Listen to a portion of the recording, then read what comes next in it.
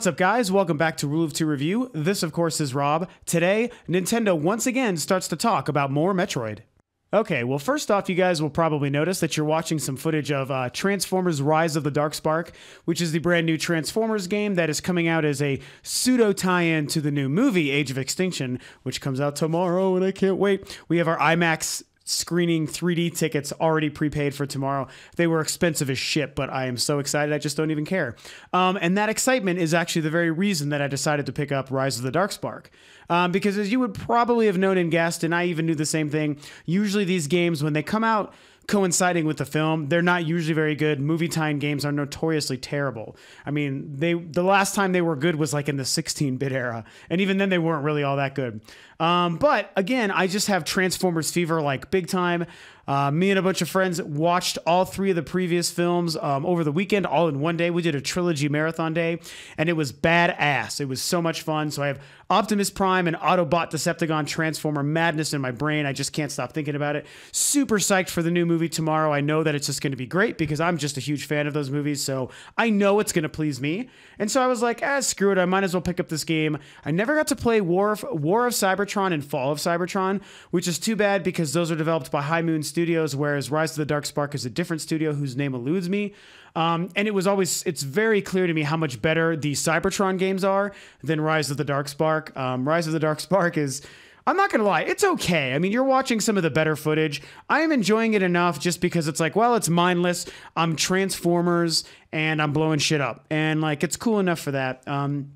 It's kind of it's interesting because the very beginning, the first level of this game was like horrible. I was so disappointed. I couldn't believe how bad it was. But it actually has gotten better since.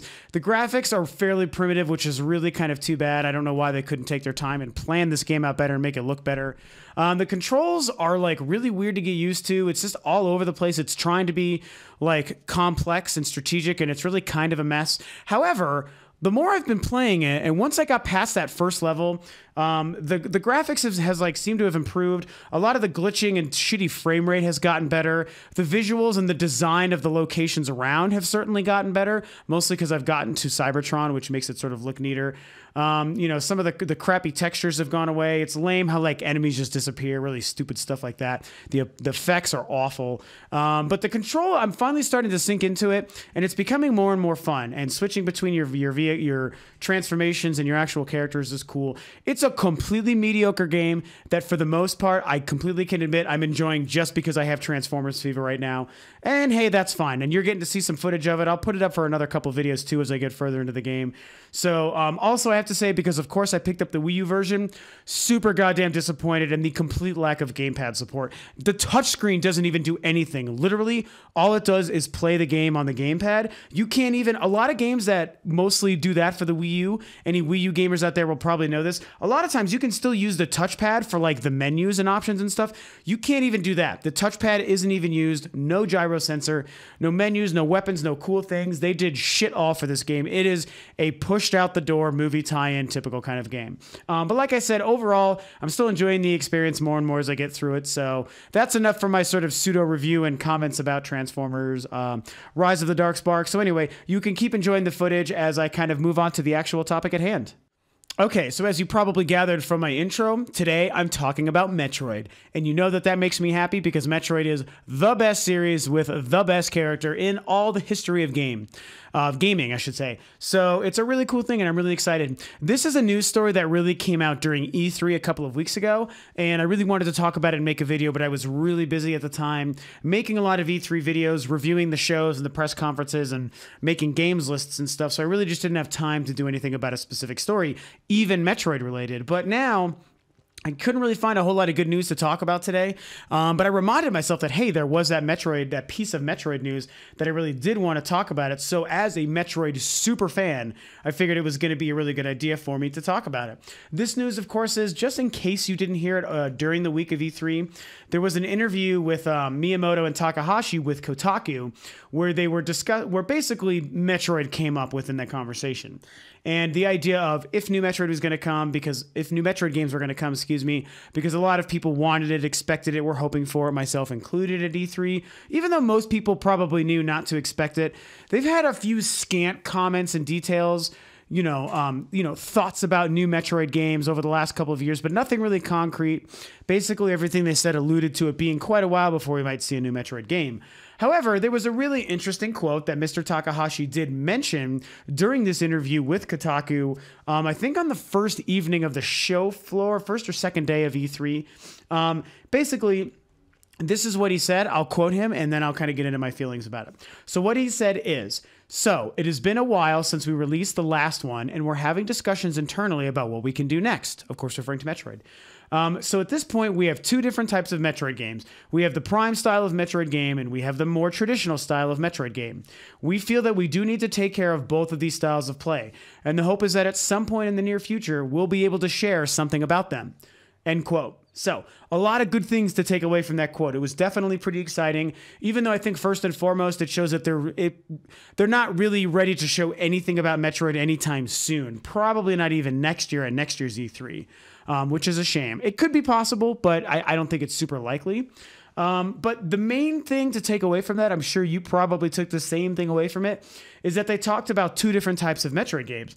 HD, console, large scale, 3D, first person games like the Metroid Prime kind of games.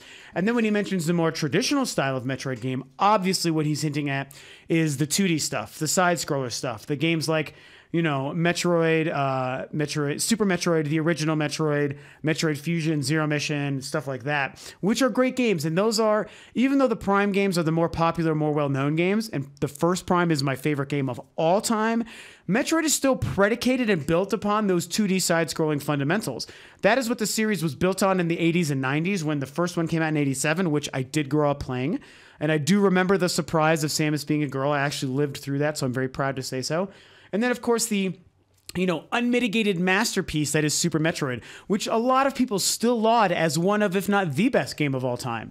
So that is really Metroid's roots. That is what makes the series and the character of Samus so great, is those kinds of experiences. And I still go back every once in a while and I'll play through those three games, Metroid, Super Metroid, and Metroid Fusion, and really the Prime games, and even I'm going through Other M right now. So really, I'm always kind of having a consistent Metroid renaissance. I will always go through those games. But recently I've been going through Fusion and Super Metroid again. And it's just a great reminder of how that is really where Metroid does shine. So what do we think could possibly happen from this? Obviously, you have to think, I guess in the perfect world, this is what I would want, is a brand new, seriously kick-ass 3D console next-gen Metroid. I mean, we want a Metroid for the Wii U. We want that gamepad, the touchscreen, and the gyro sensing abilities to really be taken advantage of for a 3D Metroid, first or third person. I don't care if you give me Prime 4 or Other M2. Like, I would be completely okay with any of those because I feel like they would kill it regardless. And I am one of the Metroid fans that loves Other M. I think that's a great game. So they could do a lot with either style of play. Maybe even something that would be a third-person kind of Metroid game, something more akin to like, I guess something more open world, like a Skyrim, or I guess more like a Fallout, thinking tonally, like a Fallout or a Zelda, just in the way that you interact with the world and how that would be a third-person game. You bring me another first-person game and or a Prime 4, I'm totally on board with that, obviously. But I also don't think that Retro will make the next Metroid game, so I guess we'll kind of have to see. So we know we want that for the Wii U. Oh my gosh, the gamepad just screams with potential for a Metroid game. So I can't even tell you how exciting that is to me and probably to most of you too. So there's a lot to happen there. And it would be a great way to sell a lot of maybe people who are on the fence about the Wii U or people who aren't traditional Nintendo fans but would see a game like a really beautiful Metroid game. They would be on board, and it would really showcase the serious potential of the gamepad and what it can really do for gaming. And then, of course, when you think about the traditional one, I mean, the other thing I think that we would all love is a 2D, 3D/2D side-scrolling game on the 3DS. I think that would be the best thing they could do. And now remember, this did happen in 2002 when they released the first Metroid Prime on the GameCube, and the exact same day Metroid Fusion came out on the Game Boy Advance. Now, if they pull that out of their hats again, holy fucking shit, watch out. Like, the world will be set on fire, Wii U's and 3DSs will be sold like crazy, and people would be so happy. I would probably die of happiness before I'd even get to play those games, as tragic as that sounds. And that's, of course, the Metroid superfan in me talking. It would just be so marvelous and miraculous for them to do that again. And normally I would say that's not really likely, and that's way too perfect of a scenario for us to actually have play out in reality. However, the fact that one of the last things he says is, again, going back to the quote, we feel that we do need to take care of both of these styles of play. Aha, that's a good thing. As well as, and the hope is that at some point in the near future, we'll be able to share something about them. So that sentence in and of itself is a little bit cryptic in a really positive way, because it's kind of like he maybe accidentally, inadvertently, or even kind of on purpose tried to hint that there actually is and has been something happening on the back end preparing for a new Metroid game and or both Metroid games. The fact that he says we'll be able to share something about them, to me, the use of the word them makes it sound like they already do exist, that those games are there to be shown, you know?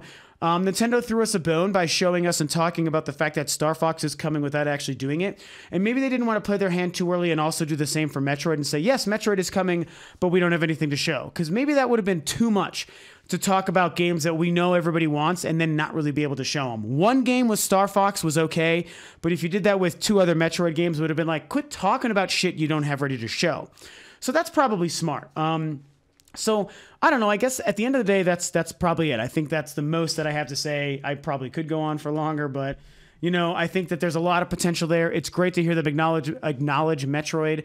Miyamoto was also present in this interview, and he did have some stuff to say about the series. So there was a lot of good things to glean, but those are that was the most important quote I wanted to get out, because he refers to both types of styles of play and games that you can make for Metroid, both the 3D first-person stuff and the 2D side-scrolling stuff. And then there was that cryptic sentence at the end where, like I said, he talks about sharing information about them, quote-unquote. And I really think that there's something to that. I don't think that didn't mean anything. I think that there's something to the fact that he used those exact words when discussing those games. So I don't know. So that's it. Those are my thoughts and hopes about that news, those quotes, and what could happen with Metroid in the future.